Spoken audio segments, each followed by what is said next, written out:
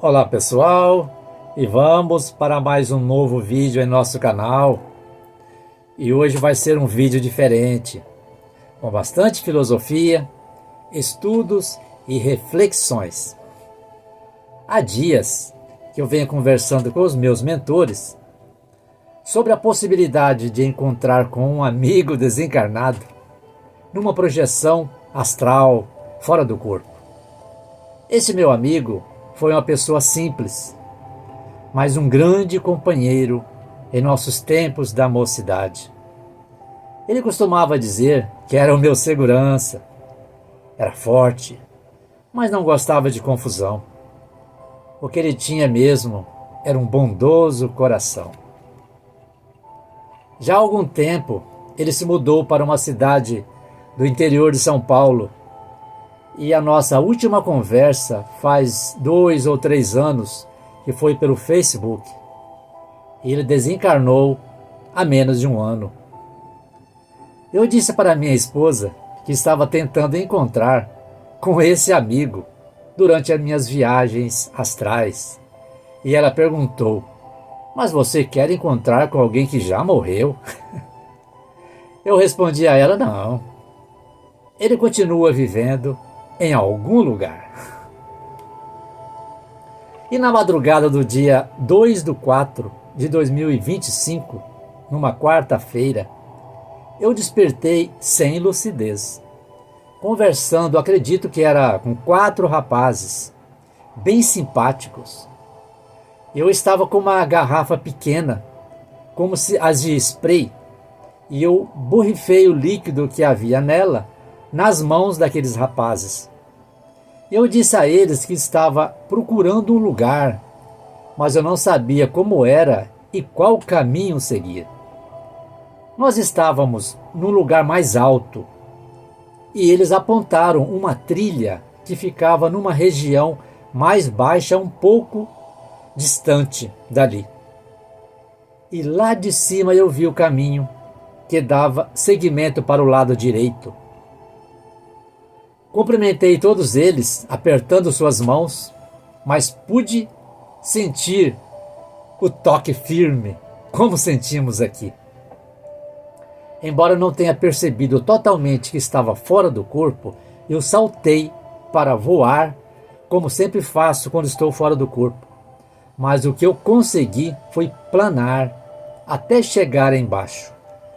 Segui caminhando pela trilha, por um longo percurso, sempre tentando voar, mas não conseguia, porque eu sentia os meus pés muito pesados. Era dia, estava claro, mas não tinha sol, e o lugar estava deserto. Não havia ninguém ali naquele local. Só a terra, sem a vegetação. Na medida que eu caminhava, aquele lugar foi escurecendo, igual aqui, quando o sol vai se pondo, até que eu cheguei em um beco escuro, mas dava para enxergar tudo o que estava ali. Havia vários casebres geminados numa rua reta, e do lado de fora dos casebres haviam crianças brincando e bichos estranhos que pareciam galhos de árvores e alguns gravetos. Era como os becos das favelas, mas era longo, como uma cidade estreita e comprida. O lugar era feio, viu? Porém, sem luminosidade, mas não era assustador. As pessoas que moravam ali pareciam bem tranquilas, numa boa. E eu andei por um longo tempo naquela rua, na forma de um beco, e parecia não ter fim. Eu pensei em voar, mas se lá fora, onde tinha a claridade, os meus pés eram pesados, ali naquela escuridão, parecia feitos de chumbo. Eu parei numa casa, onde vi pessoas conversando, e eu perguntei como é que eu fazia para sair daquele lugar. Elas olharam umas para as outras e responderam: não tem como sair daqui. Eu pensei: eu não vou ficar aqui para sempre. Deve ter uma saída sim. Agradeci aquelas pessoas e comecei a andar, cada vez mais rápido. Até que eu avistei uma fresta de luz, como um portão se abrindo. Eu corri e vi uma garota com uma vasilha numa das mãos que deduzi ser de água. E eu gritei: "Não fecha! Eu preciso sair!" E ela me esperou e me deu aquela vasilha com água. E eu saí e o portão se fechou. Fiquei deslumbrado, não com o lugar que eu cheguei, mas o que eu vi no espaço. Havia construções de vários tipos em toda a volta. Por onde eu virava a cabeça, havia casas e muita claridade. Menos no centro, acima da minha cabeça. Não sei se era porque tinha menos claridade, mas tudo em volta havia construções. Uma cidade inteira suspensa no ar. Havia uma casa bem próxima, onde uma planta tombava para o lado que eu estava. Eu percebi que havia pessoas ali próximas a mim. Quando eu olhei para frente, eu vi, supostamente, o meu amigo, de cabeça baixa, parecia que chorava. Estava na sua forma jovem, e foi o que fez a minha lucidez aumentar. Daí em diante, eu sabia que estava fora do corpo. Até então, eu percebia que estava projetado, sim, e que não era sonho, mas não tinha total lucidez do que estava acontecendo. Fui até ele e, respeitando seu estado de descontentamento, eu disse: "Fica tranquilo, esse lugar aqui é bom, até parece com a terra. Melhor do que os lugares que passei para chegar até aqui." Observando-o atentamente, eu disse: "Eu sei o que te aborrece. É a adaptação, não é?" Ele balançou a cabeça que sim.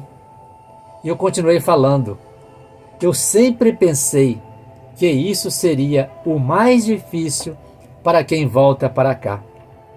Mas não tem jeito, viu? Tem que ser assim. Dá saudade, mas você vai conhecer outras pessoas e fazer outras amizades." Ele se animou um pouco e levantou a cabeça, justamente na hora que passava duas mocinhas bem à nossa frente. E eu disse a ele: "Olha aí, dá até para arranjar uma namorada." E ele sorriu. Como ele ficou um pouco alegre, o convidei para darmos uma volta e procurar um lugar para a gente se sentar e conversar. Na nossa frente havia um galpão com uma porta larga meio aberta. E eu empurrei a porta e tinha um banco comprido logo à frente. E nós sentamos, mas outras pessoas vieram atrás de nós para entrar ali também.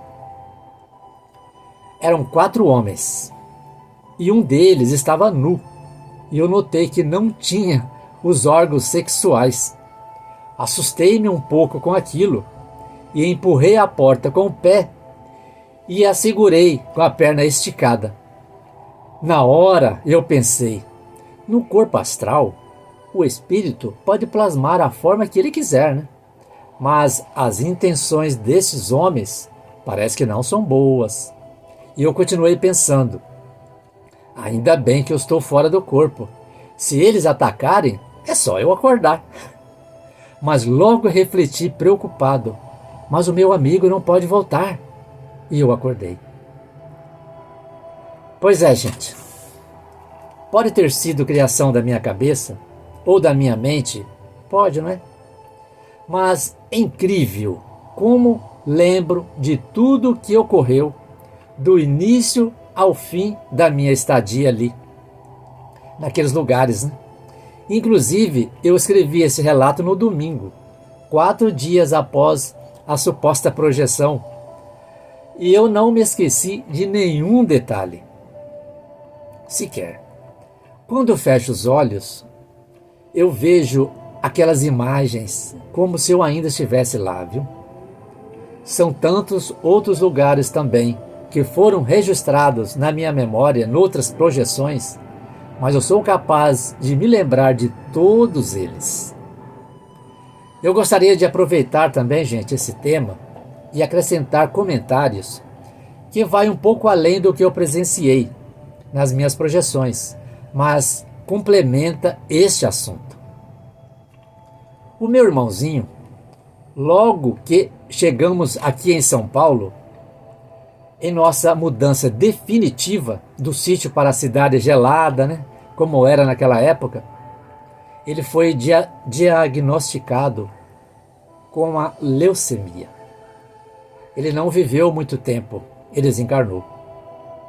Eu acompanhei o sofrimento daquele menino e quando ele voltou para o lado de lá, me abalou bastante, viu? Até que algum tempo depois, não me pergunte quem e o porquê, me disseram que este meu irmãozinho viria a reencarnar num membro da família. E veio, viu, gente?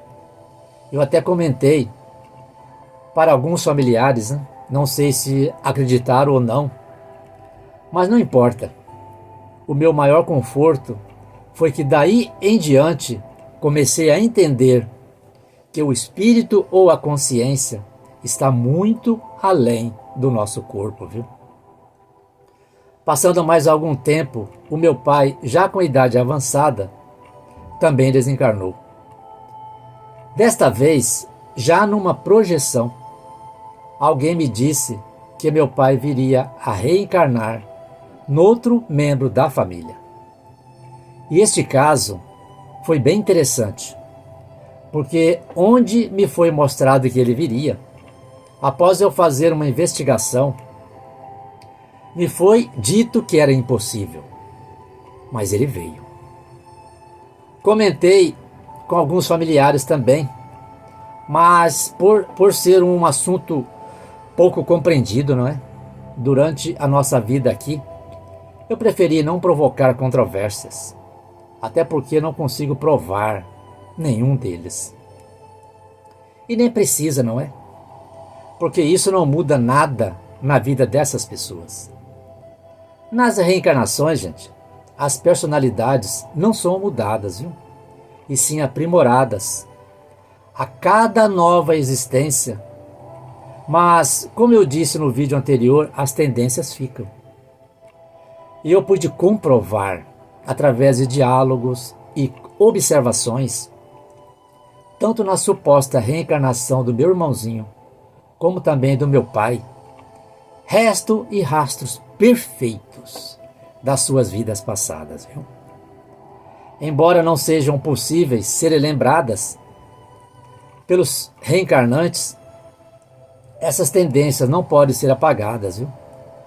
Para que a consciência possa dar continuidades nos seus aprendizados futuros, cujo objetivo é o desenvolvimento da consciência ou do ser que vai passando de corpos em corpos até chegar à plenitude.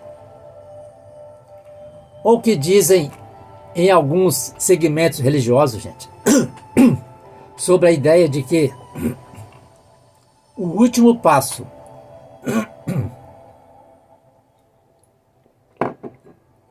de uma alma é o encontro com Deus, né?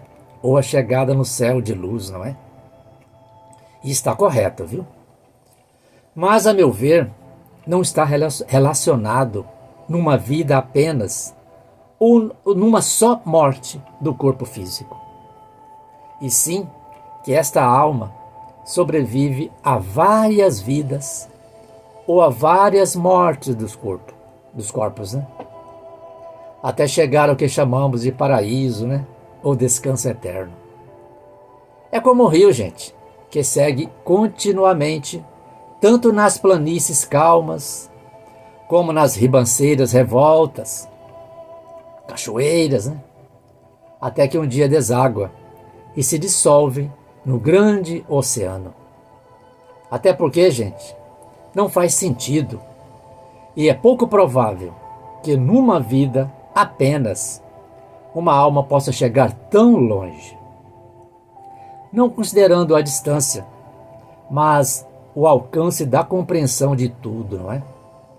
Levando em consideração o grande número de almas que ainda são bebês em relação aos seus estados atrasados de aprendizados e desenvolvimentos, não é?